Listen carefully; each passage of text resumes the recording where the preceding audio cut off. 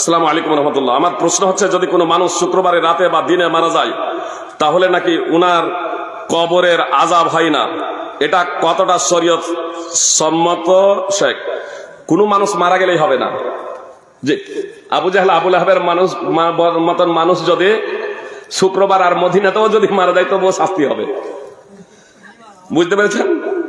অবশ্য বৃহস্পতিবার দিন গিয়ে রাত্রি, বুঝতে পেরেছেন, শুক্রবারে কেউ যদি মারা যায় তার বিশেষ ফজিলত এবং মাহাত্ম্য রয়েছে, কবরের ফিতনা থেকে তার সংরক্ষিত। কিন্তু ঈমান হচ্ছে অন্যতম শর্ত। এই প্রচলিত ঈমান না, এই প্রচলিত ইসলাম না যে মুসলমান ঘরে জন্মগ্রহণ করেছে আমি মুসলমান, জি আমি নামাজও পড়ি, আবার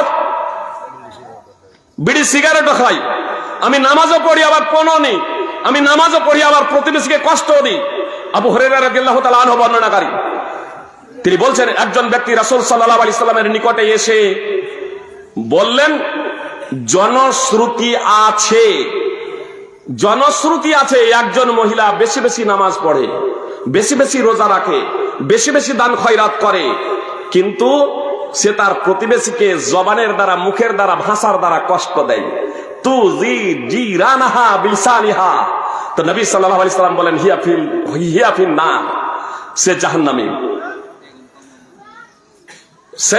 সেই ব্যক্তি বললেন যে আরো জনশ্রুতি আছে, একজন মহিলা বেশি বেশি নামাজ পড়তে পারে না, বেশি বেশি রোজা রাখতে পারে না, অল্প স্বল্প দান করে, ওয়ালা তুজি জিরানাহা বিলসানিহা, কিন্তু এই মহিলাটা তার প্রতিবেশীকে ভাষার দ্বারা, মুখের দ্বারা কষ্ট দেয় না।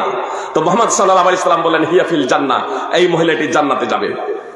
মুসনাদ আহমদ হাদিস নম্বর 9675। এই হাদিসের তাৎপর্য হলো, ফরজ নামাজ পড়ে, প্রথম মহিলা ফরজ নামাজ পড়ে, ফরজ রোজা রাখে, যাকাত আদায় করে, বেশি বেশি নফল নামাজ পড়ে, বেশি বেশি নফল রোজাও রাখে, অনেক দান খয়রাতও করে, কিন্তু তারপরেও জাহান্নামে কেন? জবানের দ্বারা, মুখের দ্বারা সে প্রতিবেশীকে কষ্ট দিয়েছে, তাই। বুঝতে পেরেছেন? এজন্য আপনাকে ঈমানদার হতে হবে। ঈমানদার, আপনার ঈমানদার হলেও সাধারণত কবরের যে আপনার প্রাথমিক ঝাঁকুনি, বুঝতে পেরেছেন, সাধারণভাবে ঈমানদার হলো সেটা এরকম হবে।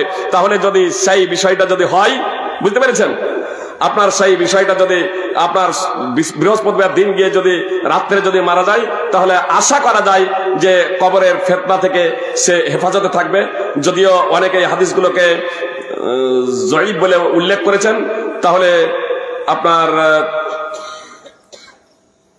সম্ভবত আল্লামা নসরুদ্দিন আলবানী বা শোয়েব আদনাউর হাদিসটিকে হাসান বলে আখ্যায়িত করেছেন, আল্লাহু আলাম। অর্থাৎ এই প্রসঙ্গে হাদিস কিছুটা শক্তিশালী, মানে দলিল যোগ্য, আল্লাহু আলাম।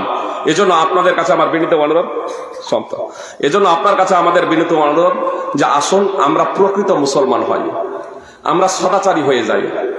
আল্লাহ তাআলা বলেন, আল্লাযীনা জাহাদু ফীনা লানাহদিয়ান্নাহুম সুবুলানা, যারা আমার পথে সংগ্রাম করে, আল্লাহ বলছেন যারা আমার পথে সংগ্রাম করে, আল্লাহ বলছেন অবশ্যই আমি তাদেরকে হেদায়েত দেব, তাদেরকে সুপথ দেখাবো। তো আল্লাহ তাআলার সন্তুষ্টি অর্জনের জন্য আমাদেরকে সংগ্রাম করতে হবে, সুপ্রিয় ভাই এবং বোন। তাহলে আল্লাহ তাআলা আমাদেরকে সুপথ দেখাবেন। ওয়া ইন্নাল্লাহা লামাআল মুহসিনিন, নিশ্চয়ই আল্লাহ তাআলা ঈমান সৎ কর্মশীলদের সাথে রয়েছেন। সুপ্রিয় ভাই এবং বোন, এজন্য আমরা প্রকৃত ঈমানদার হওয়ার প্রচেষ্টা করব। ব্যক্তিগত জীবনে আমরা সদাচরণকে আমাদের জীবনের অন্যতম লক্ষ্য বস্তু হিসেবে আমরা পরিণত করব ইনশাআল্লাহ। তাহলে আমরা সফল হব পার্থিব জগতে এবং আখিরাতেও। আজকে মুসলিমদের মাঝে এত পতনের অন্যতম কারণ হলো, আজকে মুসলিমদের মধ্যে এত পতনের অন্যতম কারণ হলো, আজকে মুসলিমদের মাঝে এত মারামারি, দাঙ্গা ফাসাদ এবং অশান্তির অন্যতম কারণ হলো আমরা প্রচলিত মুসলমান, পবিত্র কোরআন এবং সুন্নাহর মানদণ্ডে আমরা মুসলিম নই। আল্লাহ যে সদাচরণের নির্দেশ দিয়েছেন তা আমরা বাস্তবায়ন করি না। আমি কথা এখানেই ইতি করে দিচ্ছি, শুধু এই কথা বলে যে আমরা যদি সদাচারী যদি না হই, আমরা যদি সৎ আচরণ গ্রহণ না করি, তাহলে আমাদের জাহান্নামে যাওয়ার জন্য যথেষ্ট হবে আমাদের অত্যাচারী হওয়া, আমাদের জুলম অত্যাচার করা, আবু শুরাইহ রাদিয়াল্লাহু তাআলা আনহু সূত্রে বর্ণিত, রাসূল সাল্লাল্লাহু আলাইহি সাল্লাম বলেছেন, ওয়াল্লাহি লা ইউমিন, ওয়াল্লাহি লা ইউমিন, ওয়াল্লাহি লা ইউমিন, আল্লাহর কসম করে বলছি সেই ব্যক্তি ঈমানদার নয়, আল্লাহর কসম করে বলছি সেই ব্যক্তি ঈমানদার নয়, আল্লাহর কসম করে বলছি সেই ব্যক্তি ঈমানদার নয়। অর্থাৎ আল্লাহ রাসূল সাল্লাল্লাহু আলাইহি ওয়াসাল্লাম তিনবার আল্লাহর কসম খেয়ে বললেন সেই ব্যক্তি মুসলমান নয়।